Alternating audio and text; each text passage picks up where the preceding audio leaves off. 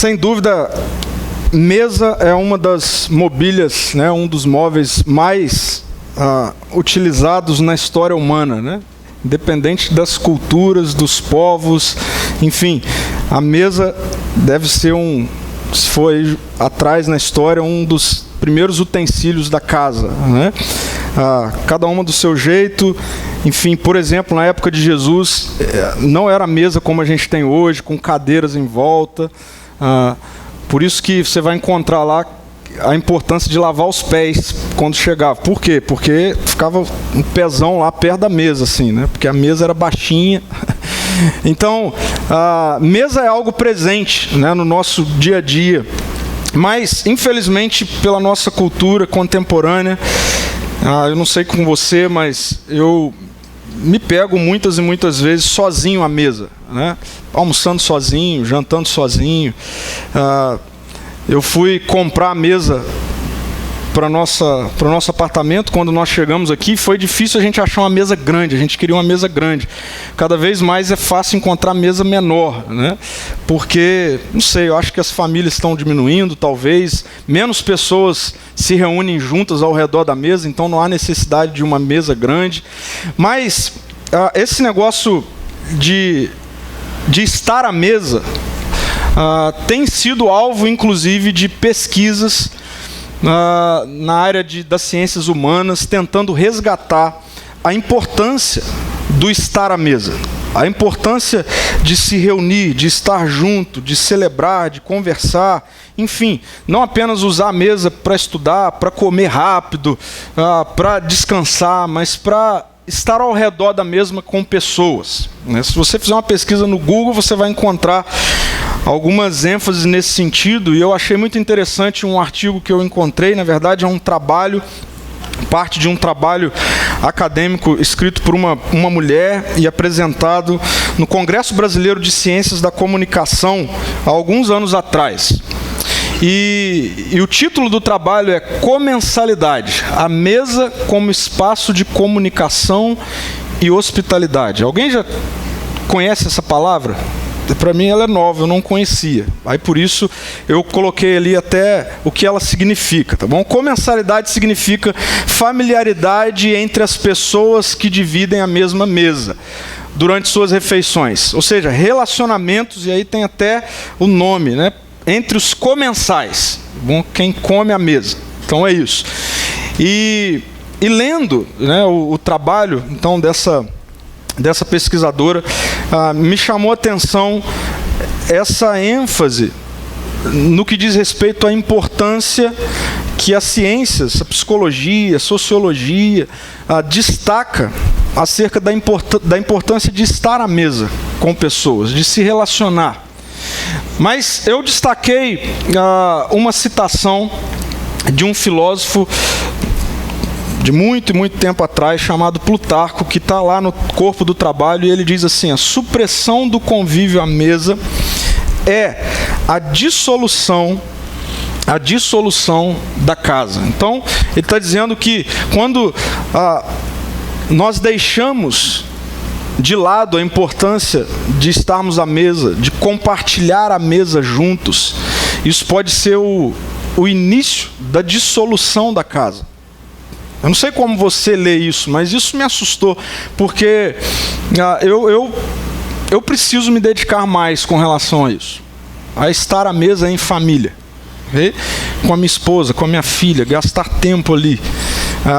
Eu não sei, eu acho que ficou natural essa coisa de que cada um come num horário, cada um acorda num horário, e aí vira aquela bagunça, cada um come num lugar, tal.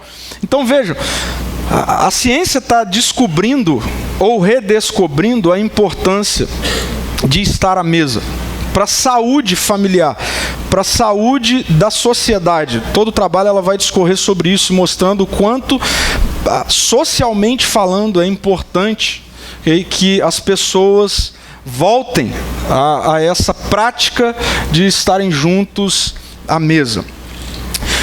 Nós estamos no primeiro domingo de um ano, né?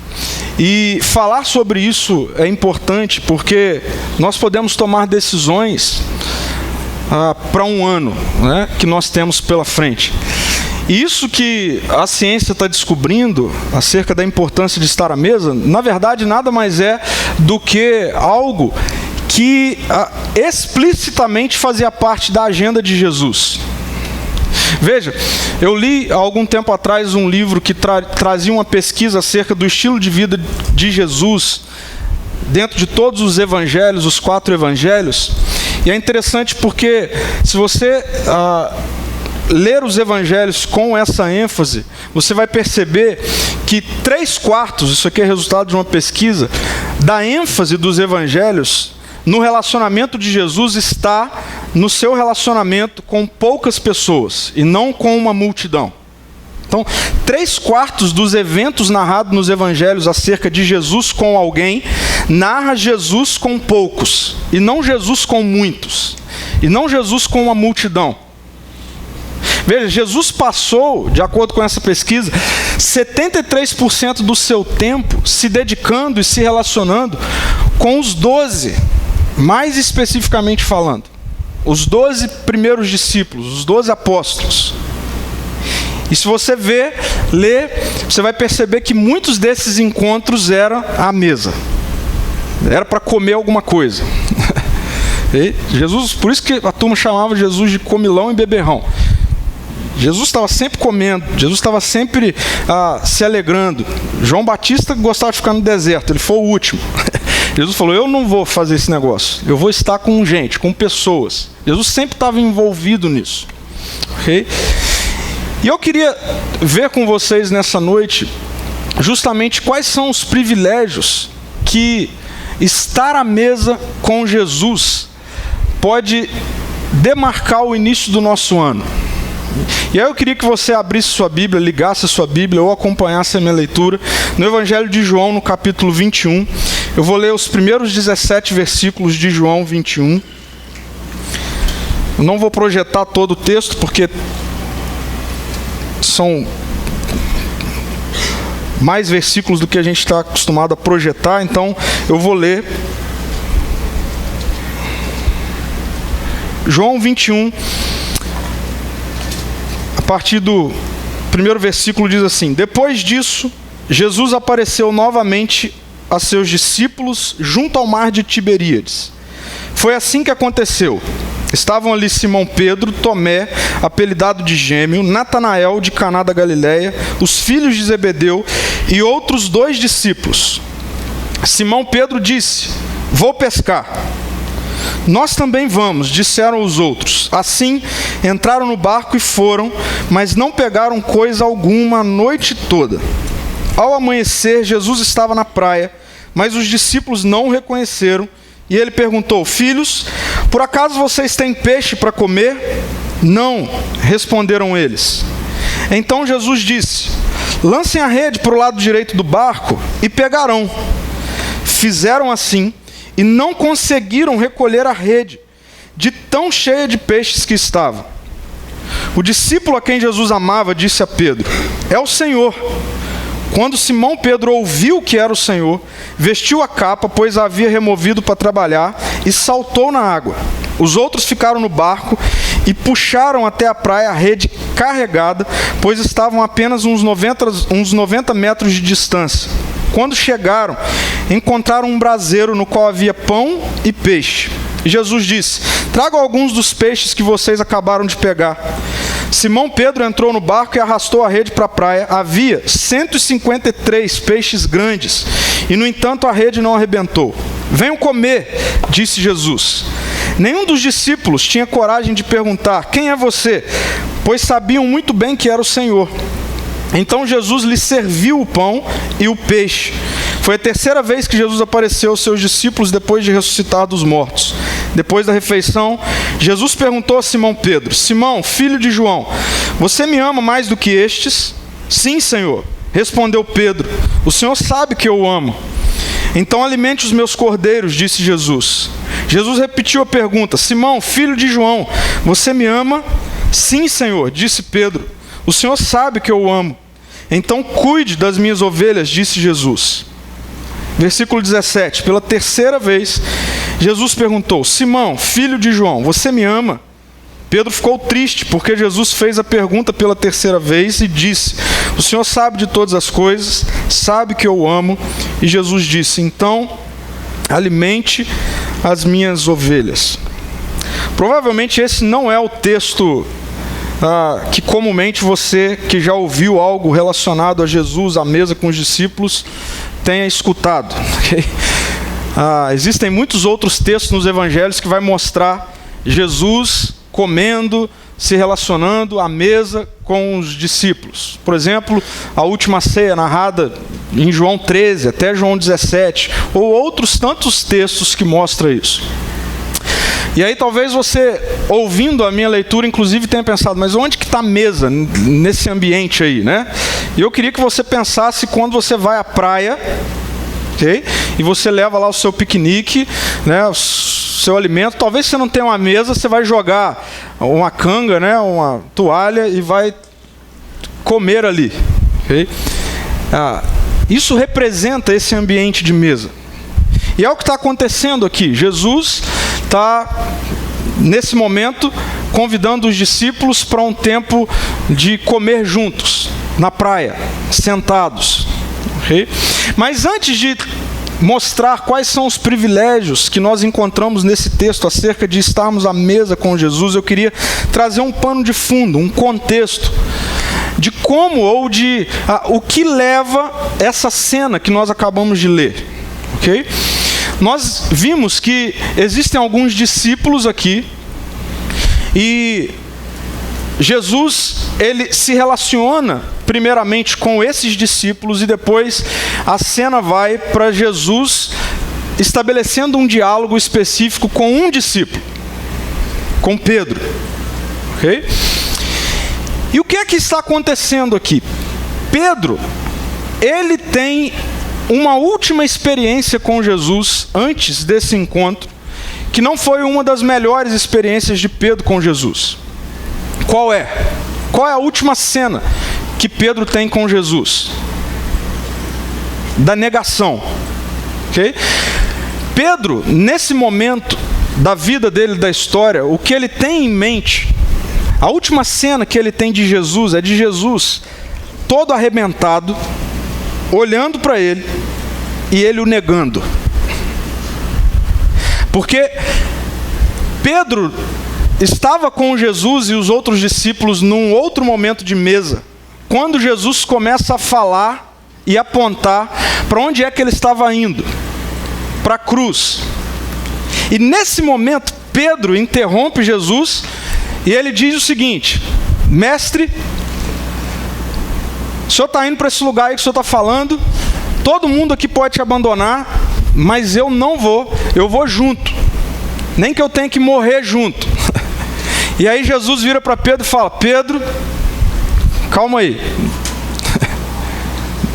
menos, deixa eu falar com você o que vai acontecer. É o seguinte, antes que o galo cante, você vai me negar 3 vezes. E Jesus então é preso, e aí nós temos toda a cena de Jesus apanhando, de Jesus sendo cuspido, humilhado, chicoteado. E nessa cena, nesse ambiente, Pedro acompanha, e algumas pessoas veem Pedro na multidão e questionam: ei, você não é um deles? E Pedro uma vez diz: não, não sou eu. Uma segunda vez Pedro continua acompanhando e mais alguém reconhece Pedro e diz: você é um deles. E Pedro diz: não, não sou eu. Pela terceira vez a mesma coisa, Jesus olha para Pedro, o galo canta e o texto vai dizer que Pedro sai arrebentado. Nós chegamos nesse texto, Jesus é morto, Jesus ressuscita, ele aparece para os discípulos e essa é uma das aparições que Jesus tem. E eu não sei se você percebeu, mas olha aí no versículo 3. Porque o texto vai dizer assim: e Simão Pedro disse: vou pescar. Talvez você olhe isso e fale assim: ele estava estressado, né? Dizem que pescar desestressa. Não sei para quem. Me estressa. Não sei se é porque eu não pego nada, os peixes me detestam, assim, eu nunca pego nada. E aí Pedro decide ir pescar, e ele não está fazendo isso numa perspectiva esportiva. Okay? O que está acontecendo aqui é Pedro tomando uma decisão. A decisão de Pedro é: eu não sirvo para ser um destes que Jesus disse. Na verdade, eu não sei o que Jesus viu em mim quando ele me chamou. Eu vou voltar a pescar. Vou voltar a fazer o que eu sei fazer. O que eu sei fazer é pescar. E aí, Pedro ainda arruma uma confusão, porque aí os outros veem isso e eles falam: nós também vamos. Quer saber? Ninguém aqui serve para andar atrás de Jesus, para ser reconhecido como alguém que andou com Jesus. Nós também vamos pescar. E vai todo mundo pescar. E aí eu posso imaginar assim, Pedro indo lá no seu barquinho antigo, que ele já tinha deixado, foi lá, deu uma arrumada, arrumou aqui, ali, programou o horário, arrumou as redes, viram que a lua era boa para pescar, marcaram a hora do encontro, se encontraram, entraram mar adentro, cheio de expectativa assim, a primeira pesca, né? Depois que a gente largou tudo, vamos voltar. Talvez já tinham passado nas peixarias, né, de Jerusalém e falaram o seguinte: amanhã vai ter peixe. Jogam a rede uma vez, nada. E a hora vai passando e nada. E a madrugada vai passando e o sol vai nascendo e nada. Amanhece o dia e eles não pegam nada. E aí apontam um homem andando na praia. Jesus. E Jesus chega nessa cena para reestabelecer com aqueles discípulos o que eles não deveriam ter deixado de ser. E como que Jesus faz isso? Chamando eles para a mesa. Não tinha como Jesus colocar uma mesa lá na praia. Jesus falou: eles voltaram a pescar, então nós vamos ter que fazer um momento de mesa na praia. E é interessante porque Jesus faz algo que reativa a memória deles de forma muito particular. Porque Jesus, então, andando pela praia, vê aqueles homens talvez cabisbaixo, desanimado, já chegando próximo. E aí Jesus pergunta: filhos, vocês têm peixe? Vocês têm peixe para comer? E a resposta dos discípulos é nada além de não. Pode olhar no texto aí, não tem mais nada. Não. E aí Jesus falou: faz o seguinte, lança a rede do lado direito e pegarão. E aí, eles demoraram a pegar o negócio, né? Aí, lançaram a rede do lado direito. O texto vai dizer que eles pegaram muitos peixes. E aí, João, a memória dele é ativada. E ele vira para Pedro e fala: Pedro, é o Senhor. O texto vai dizer que Pedro pega a capa, se joga na água, já estava próximo, e vai em direção a Jesus. E os outros discípulos retiram então o barco e vão até Jesus para um tempo de mesa com Jesus. E aí eu quero mostrar para você dois privilégios que esse momento de Jesus com os discípulos à mesa refletem. Assim, que privilégios no qual a gente pode desfrutar dessa vida ao longo de todo um novo ano. Primeiro privilégio, olha que interessante, o privilégio de que à mesa com Jesus sempre há provisão graciosa. Jesus pergunta: filhos, vocês acaso têm peixe para comer? Não, responderam eles. Então ele disse: lance a rede para o lado direito do barco e pegarão. fizeram assim e não conseguiram recolher a rede tão cheia de peixe que estava. E aí, gente, essa semana eu estava meditando nesse texto, estudando, orando, e eu já li esse texto algumas vezes, já preguei nesse texto algumas vezes, mas enquanto o Espírito trazia ao meu coração essa realidade de que a mesa com Jesus sempre é a provisão graciosa, eu continuei lendo o texto, não apenas nesse momento, onde a gente claramente enxerga que é sobre a palavra de Jesus que a provisão vem. Eu continuei lendo, e aí chegou nesse versículo aqui, no versículo 9.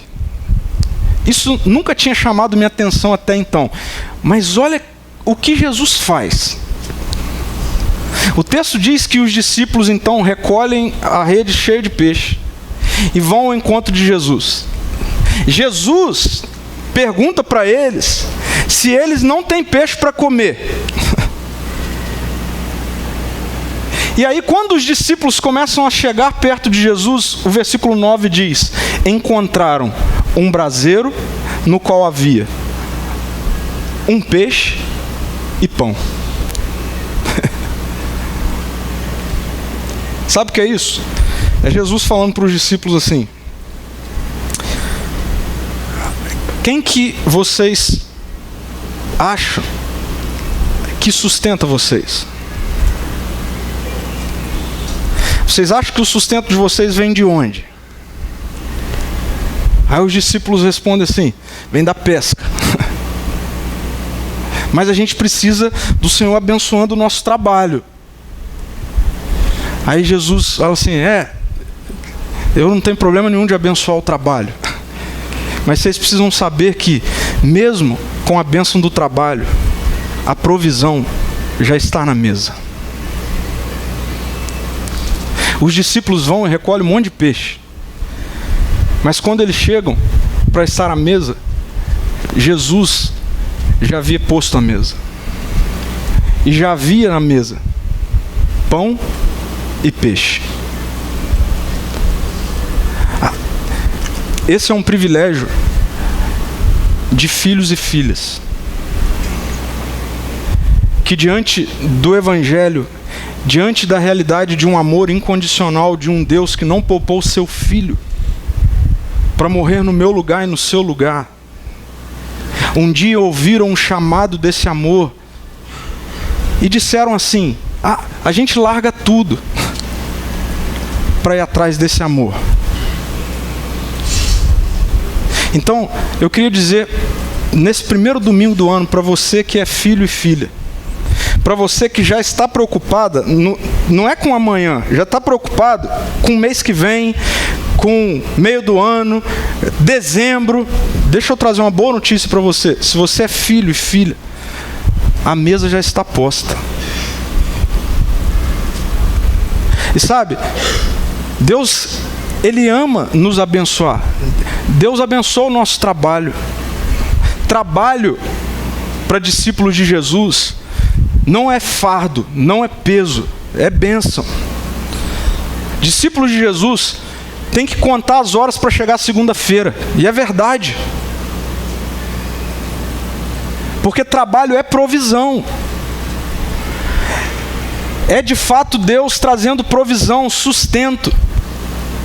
Mas eu e você precisamos viver um ano entendendo que, independente do nosso trabalho, que Deus ama em nos abençoar, a mesa já está posta. Já há peixe, já há pão. Esse é um privilégio de quem vive à mesa com Jesus. Você não precisa viver ansioso, você não precisa viver preocupado. Eu já falei isso e eu vou repetir isso sempre, eu repito isso para mim. Discípulos de Jesus não podem viver ansiosos. Por quê? Porque a mesa já está posta. Porque sempre há pão e peixe. Nunca vai faltar. Jesus, Ele continua trazendo essa realidade para a minha vida e para a sua vida. Sabe? Quando você olha e vê assim, não está vindo peixe nenhum. Aí a gente ora, aí começa a vir peixe, a gente fica feliz, e aí muitas vezes a gente começa a redirecionar o nosso amor, a nossa segurança para o trabalho, para a nossa inteligência, para os recursos. Mas isso que acontece aqui, nesse momento, é Jesus mostrando que, ei, vocês precisam entender que apesar de eu abençoar o trabalho, eu não preciso do trabalho para que vocês sejam abençoados. A mesa está posta, graciosamente. Em Gênesis 3, quando a humanidade rompe com o governo bom e amoroso de Deus, Deus diz que agora o trabalho seria algo como um fardo. A terra iria resistir à humanidade. Agora o alimento viria com muito suor, com muito esforço. Mas Jesus é a boa notícia de que toda a justiça e a ira de Deus na cruz foi plenamente resolvida. E quando Jesus diz, está consumado, Ele está colocando um fim até mesmo no fardo, no suor, no nosso esforço. Eu realmente não acredito mais que agora a terra resiste aos filhos, porque a palavra de Deus vai dizer que a terra clama pela manifestação dos filhos. Nós já fomos plenamente abençoados em Jesus.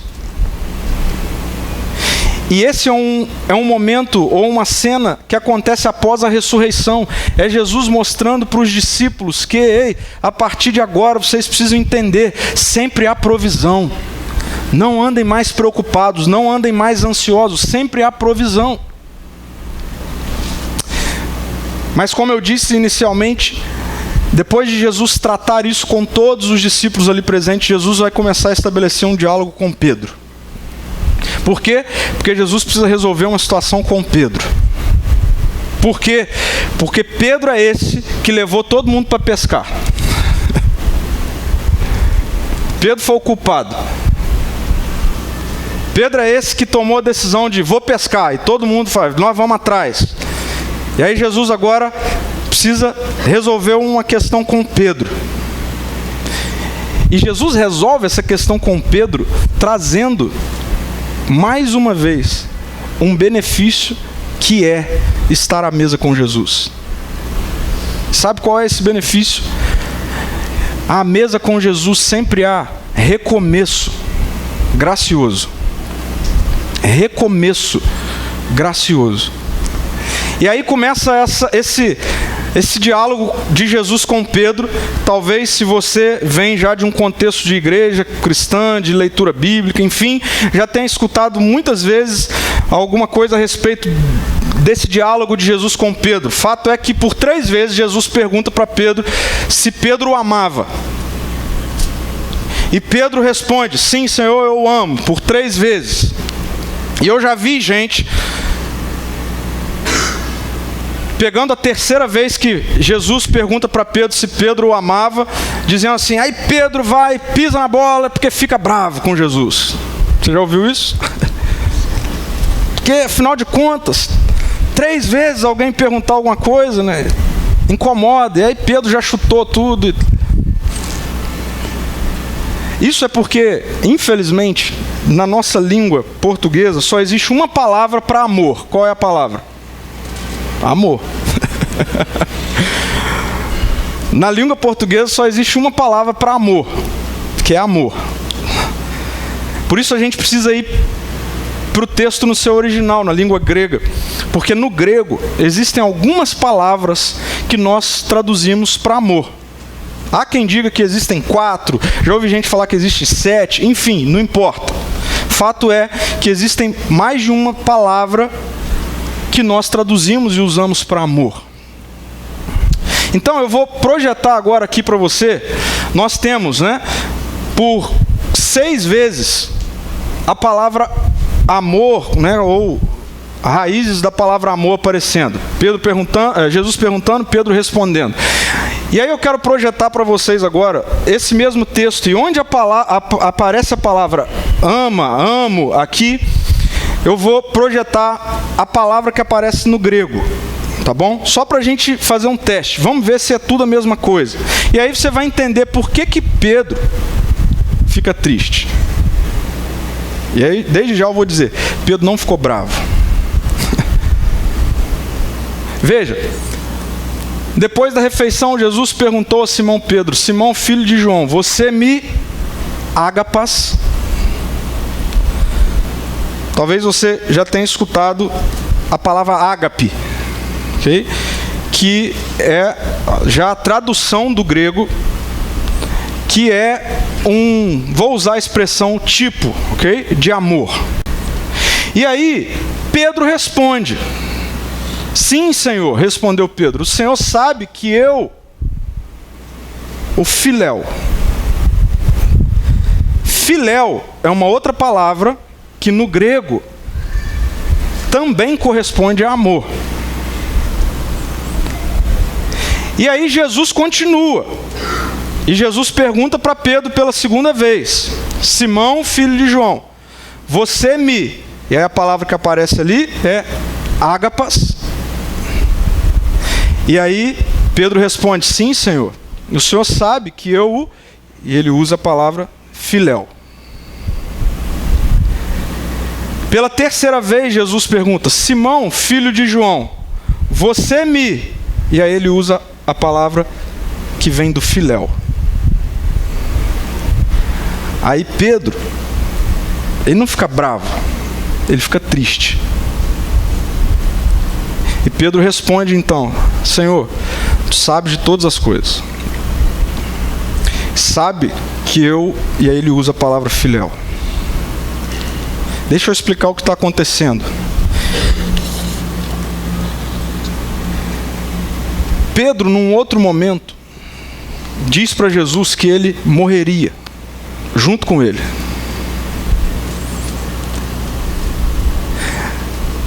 Essas duas palavras, ágape, filéu, elas não apenas são diferentes, e nós traduzimos para a mesma palavra amor, mas elas têm ideias diferentes. E a ideia diferente tem muito a ver com a sua intensidade.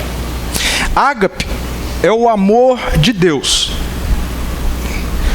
É o amor perfeito, é o amor que envolve sacrifício, é o amor incondicional, é o amor que ama sem esperar nada, absolutamente nada em troca.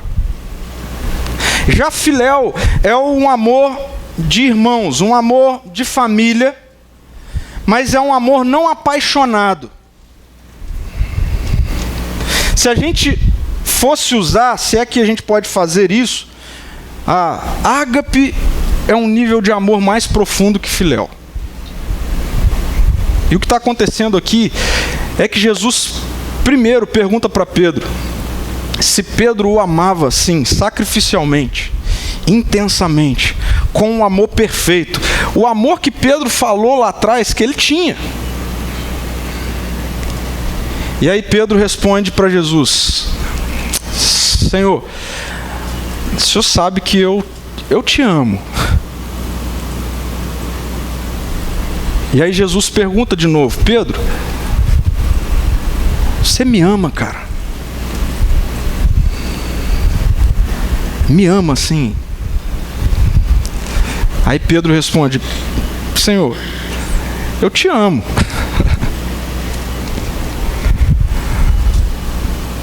E é interessante porque na primeira vez Jesus pergunta: você me ama mais que estes? Porque você lembra, Pedro, que lá atrás você falou que assim. E aí pela terceira vez, Jesus pergunta para Pedro: Pedro, então é isso, esse é o amor? Esse é o amor. E aí Pedro entristece. Sabe por que Pedro se entristece? Porque até então Jesus perguntava sobre esse amor intenso e Pedro respondia com o amor filéu. E Jesus falava para Pedro: então, continue a fazer o que eu mandei você fazer.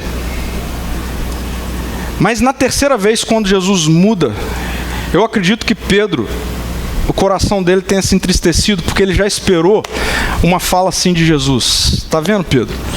Esse é o seu amor por mim. Não dá mesmo. Vai pescar.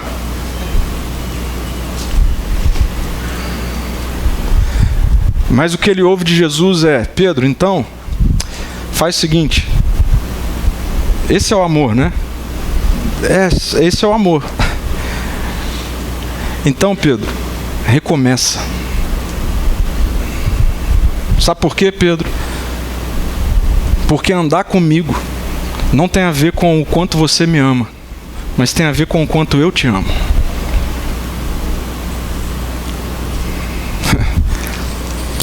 E aí, a história de Pedro continua. E se você começar a caminhar um pouquinho mais nas Escrituras, você vai chegar em Atos.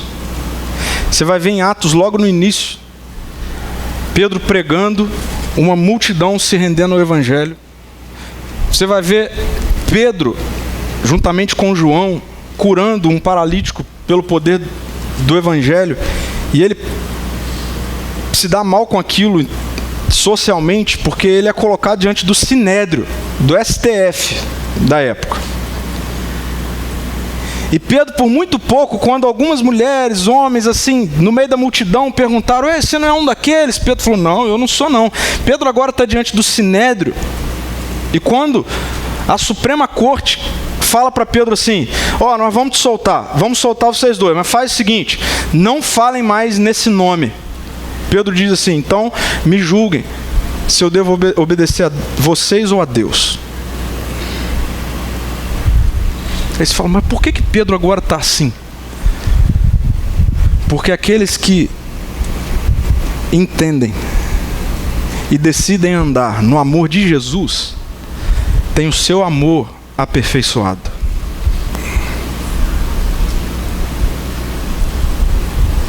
Assim, você precisa tomar uma decisão acerca de como você ama com Jesus. Porque se você anda com Jesus baseado no seu amor por Ele, na perfeição do seu sentimento, na sua performance, no quanto você é bom, no quanto você pode, sabe o que vai acontecer? Constantemente você vai se decepcionar.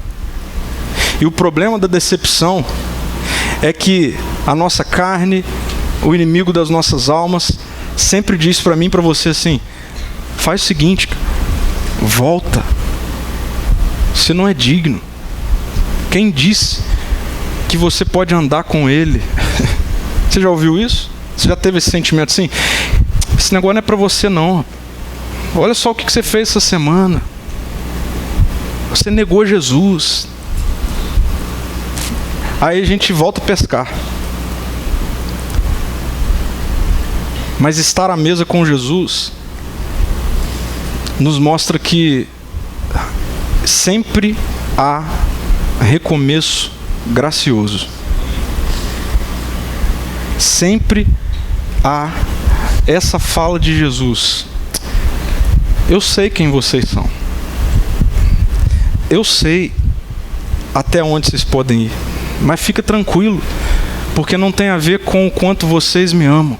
Tem a ver com o quanto eu os amo. E a palavra de Deus vai dizer que o amor de Deus nos aperfeiçoa. A tradição vai dizer que Pedro, ao final da sua vida, ele amava tanto Jesus que ele não se viu nem digno de ser morto como ele.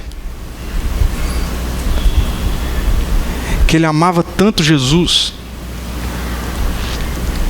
que ele fez com que muitas coisas acontecessem no que diz respeito à expansão do Evangelho.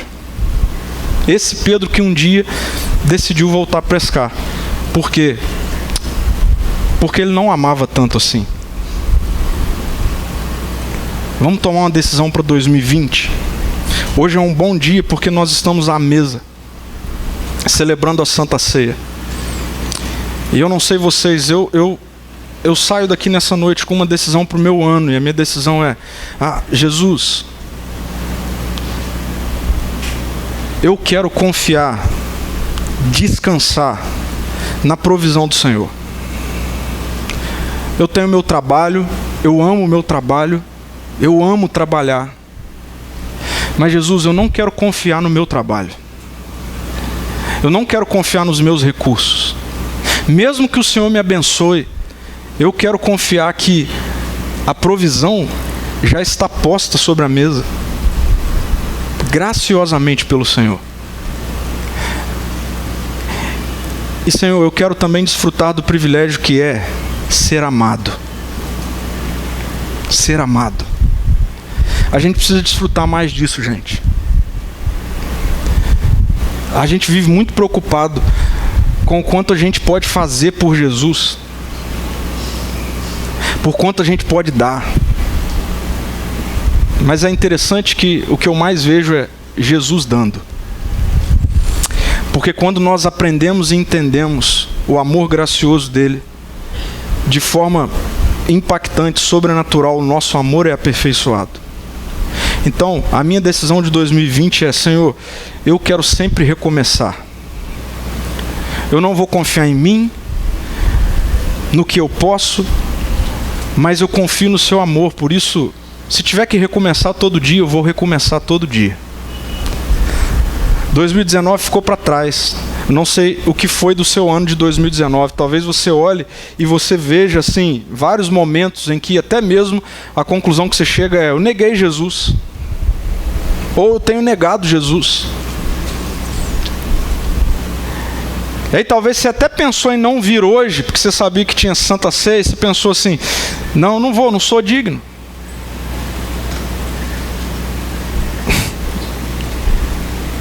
Mas você precisa ouvir Jesus dizendo para você: eu sei qual é o seu amor, mas eu quero que você saiba qual é o meu amor. E o meu amor é: meu sangue foi derramado por você. Eu queria trazer uma frase ou um pensamento de um livro que eu li acerca de vida à mesa, que tem refletido um pouco sobre isso. E a autora diz assim: sempre que nos assentamos à mesa, a despeito das circunstâncias, devemos lembrar que as coisas velhas se tornaram novas. Devemos lembrar que há redenção para tudo que vivenciamos de negativo. Por quê? Porque Cristo torna novas todas as coisas.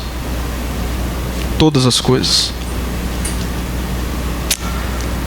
O privilégio de estar à mesa com Jesus é da gente perceber, experimentar que há sempre provisão graciosa, que há sempre recomeço gracioso. Feche os seus olhos, vamos orar. Senhor, muito obrigado, porque no nosso primeiro domingo do ano, nós temos o privilégio de estarmos à mesa com o Senhor,